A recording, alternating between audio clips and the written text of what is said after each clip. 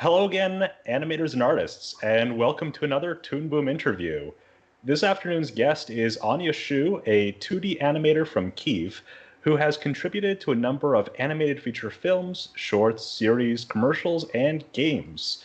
The aesthetic style of her frame-by-frame animation is directly inspired by traditional art materials, and we've invited Anja to speak with us live about the scene that she contributed to the demo pack for Harmony 20, as well as her advice for experimenting with textures and watercolor effects in animation. Hi, Anja. To start, how are you, and how would you describe the projects that you typically work on? Hi, Mike. Hi, everyone. I'm an animation artist, and I create animation projects covering all stages from beginning till end. So we start the animation project usually with the concept art, and I really like watercolor style. So most of my work is watercolor look, and here you can see some of my concept art for animation projects. And then after the concept art, we usually move to character design and try to figure out the character shapes, its construction, and model sheets.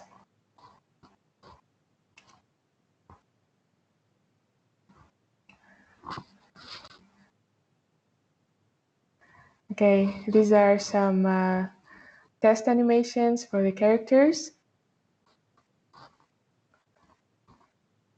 And Anja, do you usually work on projects start to finish by yourself, or do you work with teams? I have a team of professionals with me. And projects, I usually work by myself, and sometimes I ask my colleagues and advice as well. So these are some examples of my animation.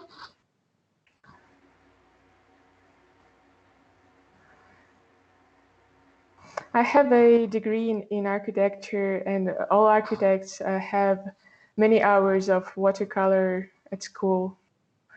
So watercolor is a medium of my preference.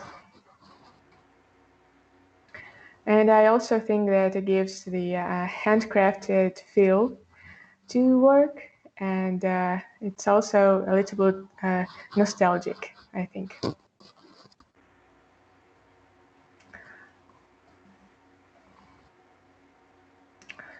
Yeah, so I'm from Ukraine, you can see here.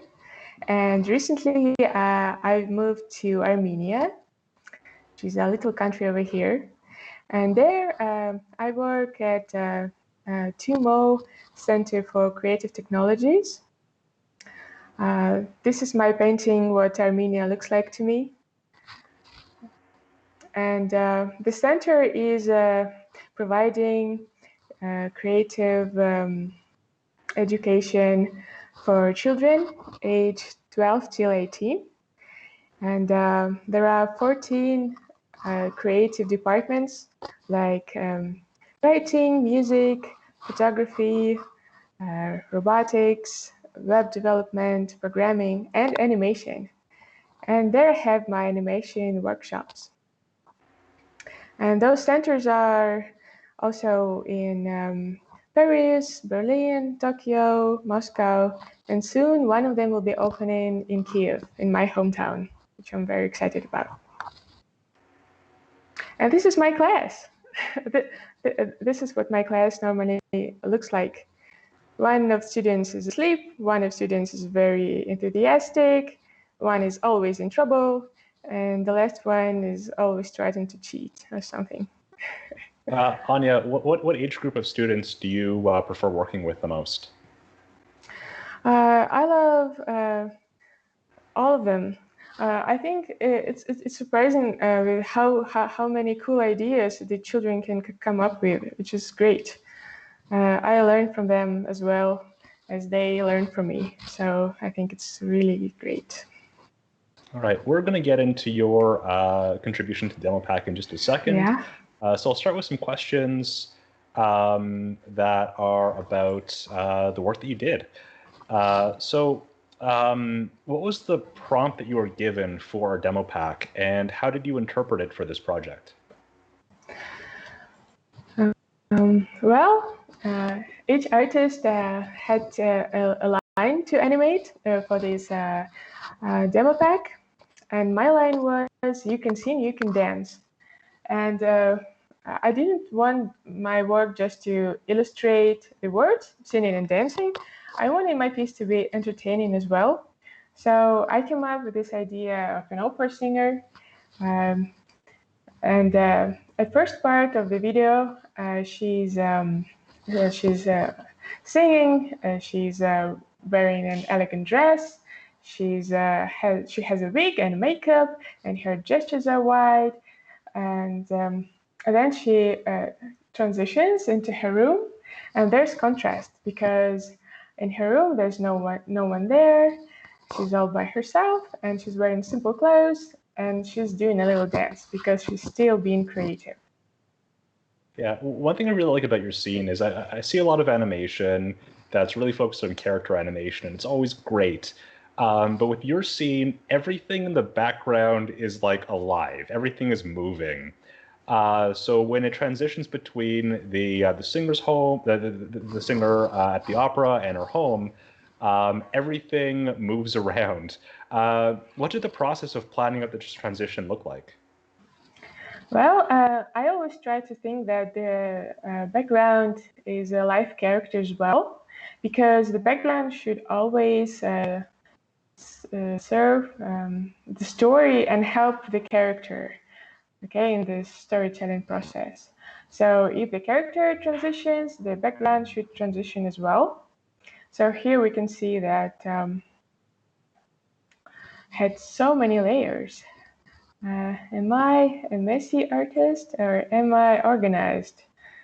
Okay, so I have these outline of the background transitioning separately. You can see it right here. This is frame by frame animation. So I have outline transitioning separately and the colors animating separately, like this. We have cool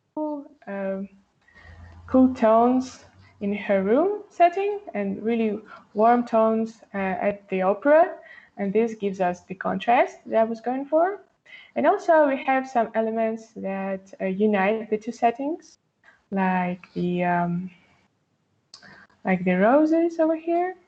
At first they come down here, and then later they come up in the vase. So they unite our two settings, and same thing is with this curtain. First the curtain is over here, and then in her room we can see a curtain over here. Okay, that's the idea. Yeah, I like how you have two different scenes. They're very distinctive, but there's that sense of cohesion between the two of them. What was the most technically or artistically challenging element in your scene, and what are you most proud of? I usually pay attention to details in the scene because I think they're very important. Even though the viewer, the audience doesn't notice them at first, I think they notice it somehow on some other level, and it gives a special feel with the audience. So here I spend a lot of time animating the reflected lights on characters' head, on her clothes. These are the lights that come from the candles and the chandelier over here. And here, when she's at her room, she has some reflected lights on her body as well from these electric lamps. I spend a lot of time animating this, also frame by frame. So I'm very proud how they look, how they glow. So all of the lights in your scene, are they hand drawn or are they procedurally generated? No, they are hand-drawn frame by frame. So on each frame, they are a little bit different and not perfect, but that's the style. So, there you go. Anja, how long did the scene take to make from start to finish? I think about 2 weeks.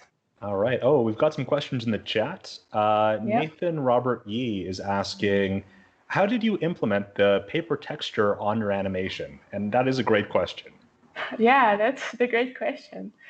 Okay, well, I usually create the texture separately on paper, and I use a scanner to scan it. And then I may adjust it in some other software.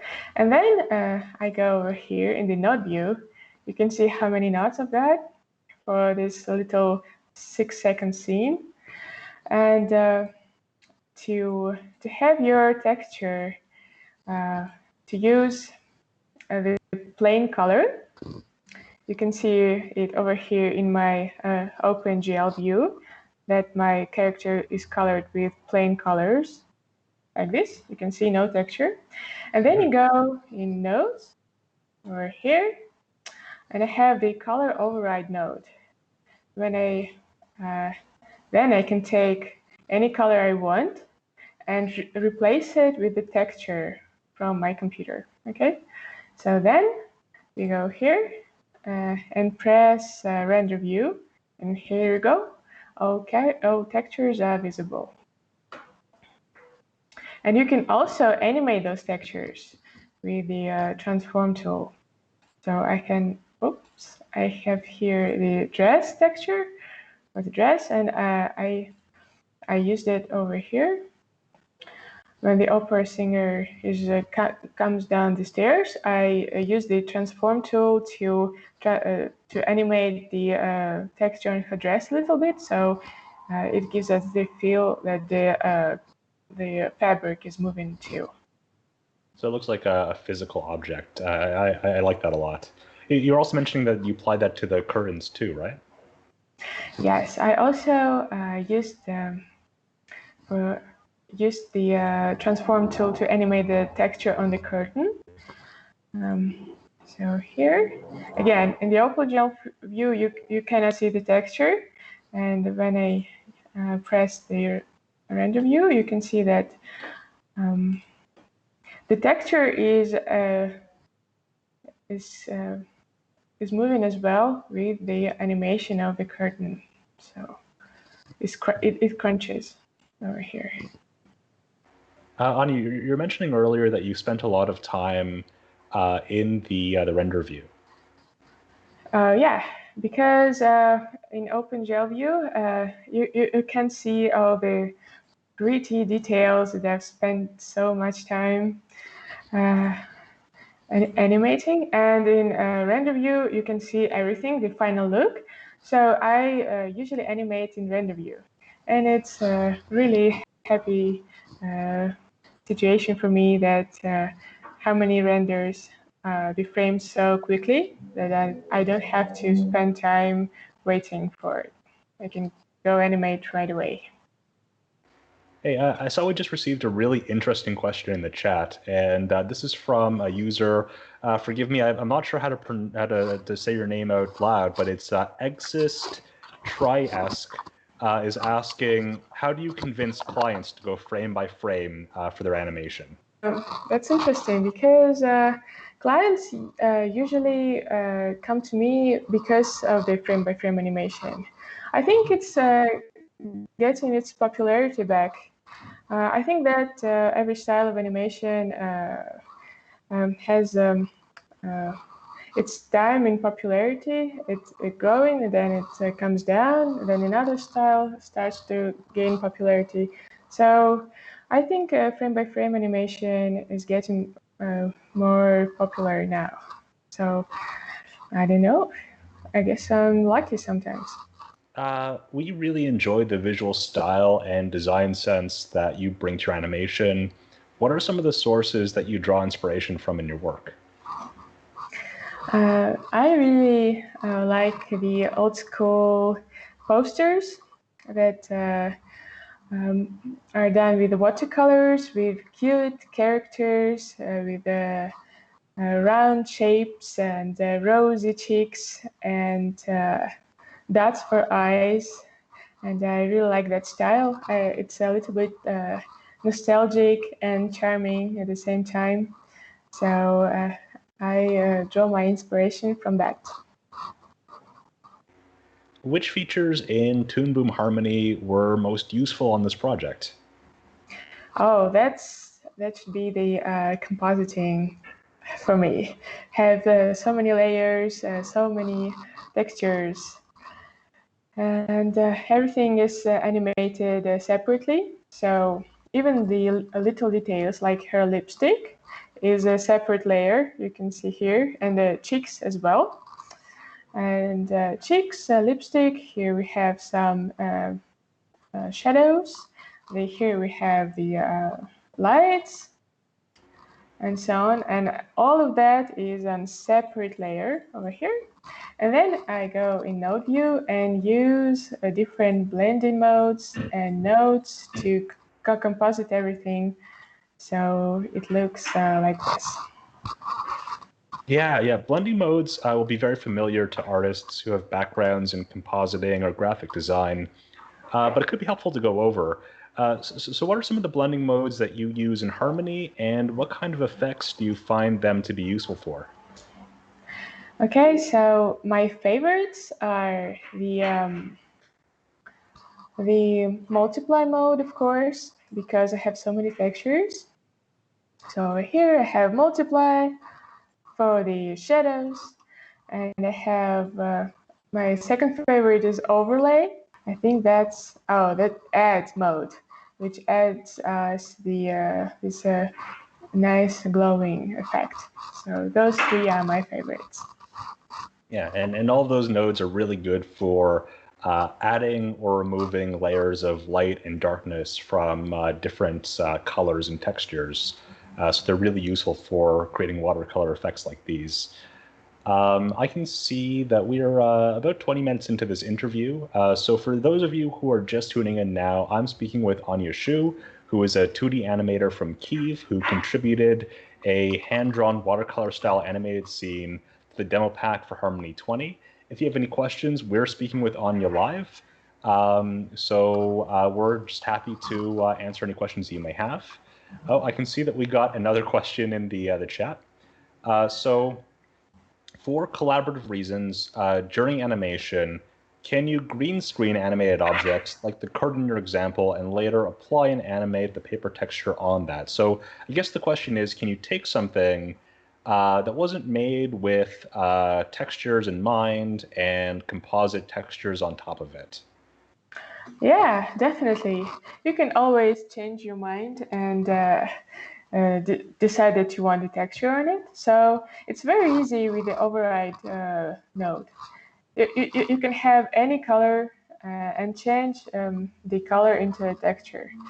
But you can also just there are so many options for the texture. I suggest everybody try to investigate it because it's very interesting. And you can also switch some color with another color if you change your mind, or with the texture, or anything you like. Or you can also make it not visible if you decide to to cancel the color.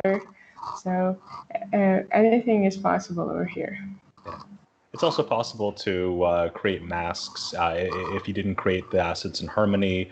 To create a mask on top of it, apply the texture, then use a blending mode. So there are all different ways to get similar effects. Did you use any tools on this project that you wouldn't have otherwise used? Yeah, I'm very happy with all the brushes. Hope you can see them here.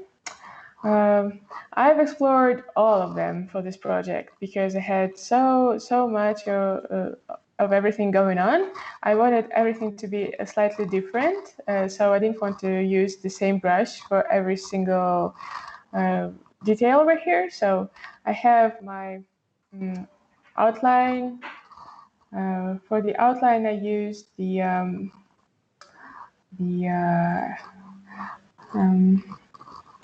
hold on, a charcoal brush or dark charcoal brush. It's great because it's very soft and gives you the feel of a real paper on it. So if there are any artists out there who are not used to work with graphic tablets and they like paper, don't worry, these brushes feel as if you work on paper. They're very soft and very sensitive. So I used dark charcoal for my outlines, and then I used this watercolor pencil for different objects. And I also used the watercolor brush, of course, especially for the transition, because here the background is a static image, and I wanted my colors to be animated, so I used this watercolor brush to animate the colors over here. So the warm colors transition into cool colors with this watercolor brush. And what else? I really like this rough paper brush, used it a lot. Well, I used basically almost all of them. Heart shading and water pastel for cheeks and some other extra details over here. So I experimented a lot. Yeah, I can feel that we're already getting people asking questions about the different brushes. Did you make any brushes yourself for this project, or did you just use default brushes that were already available in Harmony? Oh, I actually was so happy with the default brushes that I didn't create any of my own because they already work perfectly. I don't know, I couldn't imagine a situation where I would add anything to it. But I'm really happy that there's an option to create your own brushes. That's even cooler, I think. Ani, you're mentioning that the first half of your scene takes place in an environment that has really warm colors, and the second half has more cool colors. How did you select the palettes that you'd still have a very watercolor feel to the scene? Well, I just try to imagine that at the opera, everything is has this gold colors everywhere. Everything there's, and I think the red curtain gives us this warm colors feel as well, because the stage curtain is almost all the time red, right, everywhere.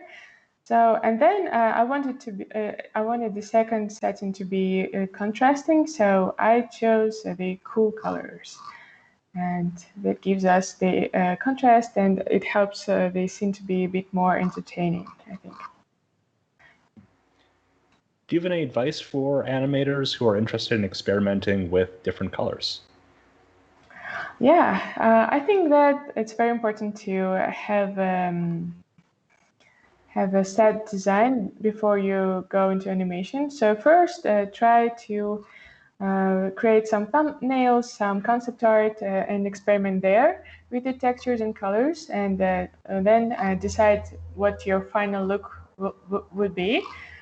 And then go into animation and try not just the textures that you created separately on paper, and also try using these brushes and pencils that are available over here.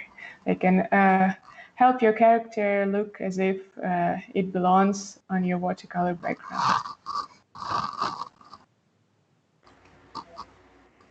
We got a question in the chat that is asking, given how in Harmony there are many ways to achieve the same thing, have you ever found yourself in collaboration or work situations where there needs to be a decision on which way you're going to do it, and how do you resolve that? Yeah, before we start, we go over all the technical details. So when we have a concept art, we always keep in mind how we're going to achieve that technically later in animation. And we have a meeting, and the art director usually sets the final design, and then we all contribute and talk about how we can achieve that, how the ink and cleanup artist is going to do his part, and how the coloring artist will do his part, and how the compositing person will do his part. And then when we all agree on that, on everything, then we go into production. For those people who don't know the stages of frame-by-frame animation, maybe I should say that the first stage is a rough animation done by animator, then goes in between, then comes the ink and cleanup, then comes the coloring, and then the compositing. So for this project, how long did it take you start to finish, from even before the rough animation, let's say the concept art, to the final delivery? Well, first 3 days, I tried to come up with the idea for my line. You can sing, you can dance. I had many ideas of how to illustrate these lines. And then I decided to go with this opera singer idea. And so then I started drawing the concept art, the two settings, the warm setting and the cool setting. And then I decided with the layout. So that was week 1. And then week 2 was animating and inking, coloring, and compositing. So altogether 2 weeks. How would you say this sequence compares in scope with other projects that you've worked on in the past?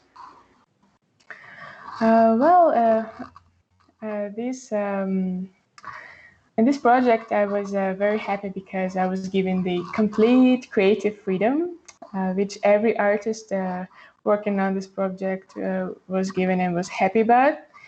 And so when I have this creative freedom, I usually go to my favorite style with these round characters with healthy color on their cheeks and dots for eyes. And so I really enjoy animating these characters because they're very soft and cute and charming.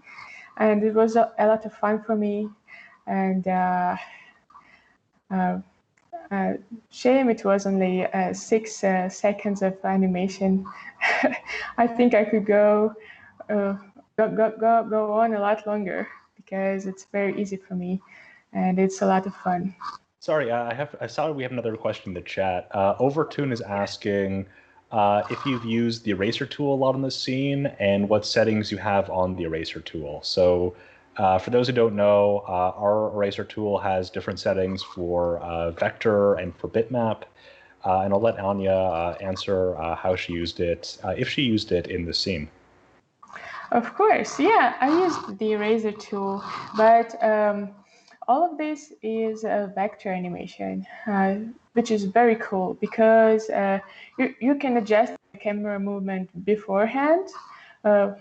So I did plan a little bit of camera movement in my layout and storyboard, but then if you decide to zoom in or zoom out, you won't lose the quality of your image because it's vector.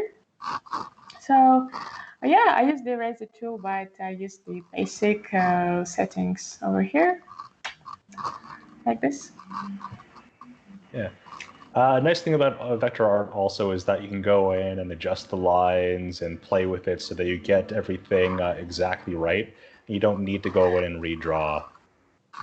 Yeah, and also there's a very cool setting that allows your lines to be smoother. because when you draw by hand, it jiggles a little bit, but the settings helps your lines to be smooth and beautiful. What types of line smoothness settings do you use when you're animating and cleaning up? Oh, well, let me see. Okay. Can you see my settings over here? Yeah, we can see the pane. Yeah. I think I pretty much use it on one, I guess. Not too much into smoothing, just a little bit. Have you had a chance to play with the pen stabilizer settings in Harmony that we added? I think we added it in 17, but it lets you have like a little pull string or average out the strokes. No, I guess I didn't use it over here. Okay, but I will check it out. That's a fun one. What was your path to becoming an animator? Like, how did you go from being an architect to someone who animates professionally? Well, yeah, as an architect, I had a lot of hours of drawing and watercolors, and also math and physics, which is also very useful for an animator to because we count frames and count everything, and also physics as well is very important for an animator. And as I was a student, I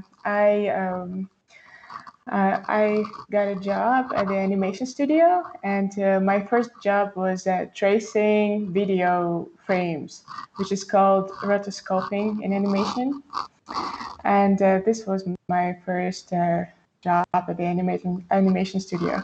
And then later, I was lucky to attend at the studio for interns in animation. And after that program, I started my first animation scenes.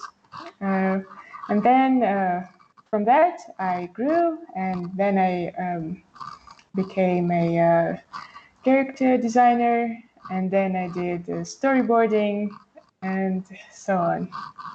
So now I know everything about the production from beginning till end, and I also have my animation workshop. So it all took me around almost 10 years, I guess. Oh, wow. Yeah.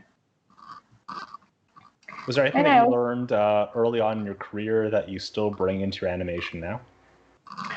Yeah, I think it's very important to.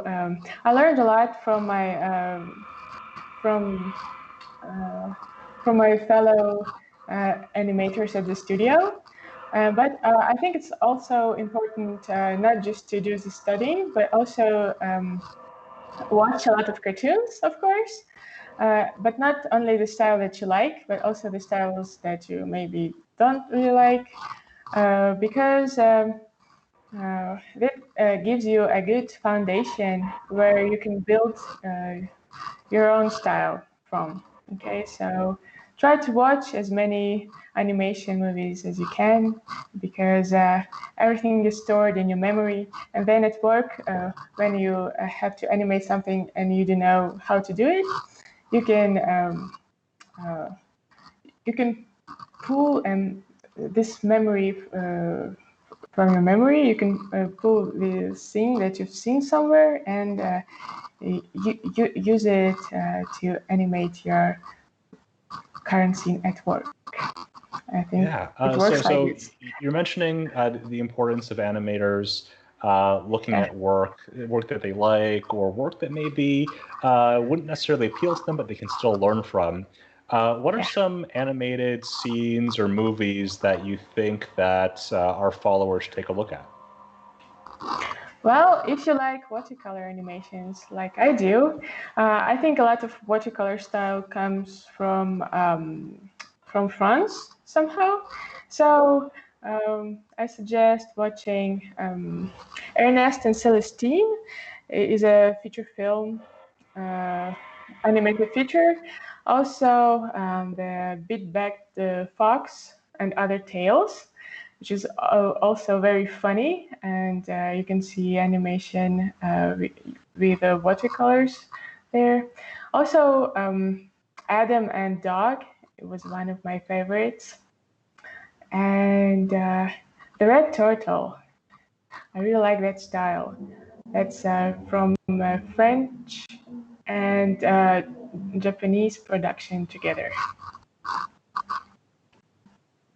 Do you have any advice for animators and artists who are interested in becoming freelancers? Yeah, don't be afraid, okay? And also, advice. Have some financial, financial savings for at least 3 months, from 3 to 4 months, because you won't get clients right away. So you'll need some time to spend to build your website and your portfolio and your demo reel. So for that, you'll need to take some time off work. That's my yeah. There are a lot of animators who go into freelance thinking, okay, now I'm going to get to animate all the time and do what I love. And they wind up having to learn a lot about business administration and about marketing themselves. So it's definitely a challenge. Yeah, because at the studio, all you do is just animation. And when you're a freelancer, of course, you have to deal with accounting, you have to talk with clients, and there's so much that you have to learn apart from animating. Let's go back into the scene and just look at some of the details that maybe a casual viewer might miss. So things like the lighting, shadows, placement of different objects that move. Okay, yeah. So I have the lights and shadows right from the start here on the curtain as well. And you may not notice this, I think, that, and all of this is on separate layers. I have a curtain overlay for the lights, and I have curtain shadows here for the shadows. And everything happens so quickly in 20 frames, so you may not notice this.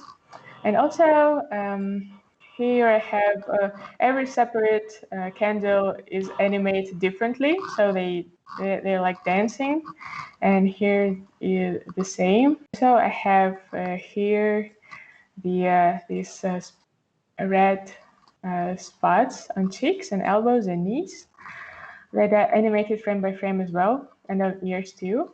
And I have shadows here on her body and the lights over here.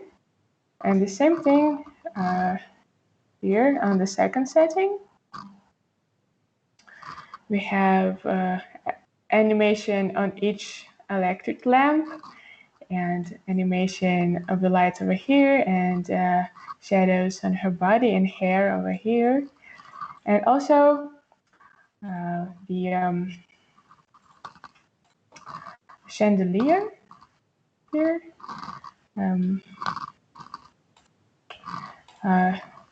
Comes up, and the simple lamp comes here. It does some little bit of animation. And also the roses, of course. I spent a lot of time on them too. Wow, I have so many layers. Where are my roses? Over here. So each of them is different. Okay, yeah, like this. Aside from the character animation, which took the most time to plan out? Which element in your scene? Of course, this would be the background transition. At first, I think I don't really do the background transitions too often, but in this case, I think this scene really needed it. So I planned a lot. Every stroke here, I had to plan it. Like, Okay, this is my outline for the background, and you can see the 3 lines over here. And now they are animating, they're moving, and then they come up, and they form a wardrobe over here. So all of this was planned ahead and then later animated. Same thing with this pillar here. It had to move smoothly like this as we create an arc and come down to this setting. Well, all of this was planned ahead. All right, I can see that we are nearing the end of the interview, but if you want to ask a question for Anja Shu about her scene, this is the time to do it. So I saw that we had a question in the chat. The question is, Anja, do you typically animate at 12 frames per second, 24, or a different frame rate? Okay, well, over here we can see that I animated this scene for 24 frames per second. Sometimes we use 25 frames per second. I never use 30, or hardly ever use 30, because in frame-by-frame animation, you have to draw, to make a new drawing on each frame. So if you have, and I draw usually on twos, I animate on twos, which means one drawing stays on 2 frames. Sometimes we can animate on ones, which will be a new drawing on each frame. So if you have 24 FPS, that means you have to draw 12 drawings per second. And if you have 30 FPS, that means you have to draw 15, which is takes more time. So I usually choose 24 or 25. So do you prefer drawing at a higher frame rate, or do you prefer projects where you can work at 12? I usually work on 24 because that suits the best, I think, for the frame-by-frame animation. We also got a question in the chat, if you'd care to answer it, which is, how do you charge your clients? Per hour of work or per second of animation? And how do you decide which method is best? And how do you decide how much you charge? So a bunch of questions about the logistics of freelancing. Oh, the first question was about how I charge. Well, I try to evaluate the amount of work that I have to do. So if the client has an idea and I have to decide the style, the character design, create the backgrounds, the whole art direction bit. And then I have to do storyboarding and animation and inking and coloring and decompositing. Well, there's a lot. Sometimes a client already comes with an idea and the visuals design and the characters. So my job would be to do the animation, right? So that depends on the task. I sometimes I charge by project, and I try to think the amount of work I have to do, and but sometimes I charge per hour if the clients will work on existing project, like animation series or animated feature. So I should say for animated feature or series, I charge by hour, and if it's a commercial,